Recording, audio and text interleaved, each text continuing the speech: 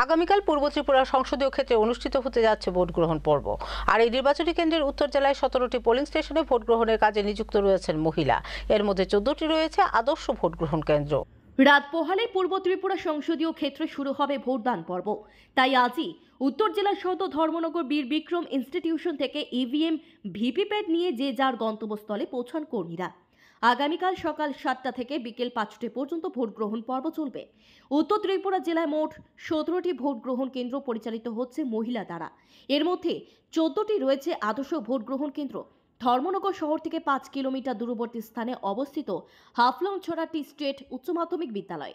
এই বিদ্যালয়ে 2টি পোলিং স্টেশন রয়েছে যা সম্পূর্ণভাবে মহিলাদের দ্বারা পরিচালিত। তাছাড়া এই পোলিং স্টেশনটি আদর্শ ভোট কেন্দ্র হিসেবে গণ্য করা হয়েছে। 57 যুবরাজনগর বিধানসভার হাফলংছড়া টি স্টেট উচ্চ মাধ্যমিক বিদ্যালয়ের 11 নং বুথ কেন্দ্রে রয়েছে 745 জন ভোটার। ভোটের কাজে নিয়োজিত মহিলা কর্মীরাও আনন্দের সহিত নিজেদের দায়িত্ব পালন করতে দেখা যায়।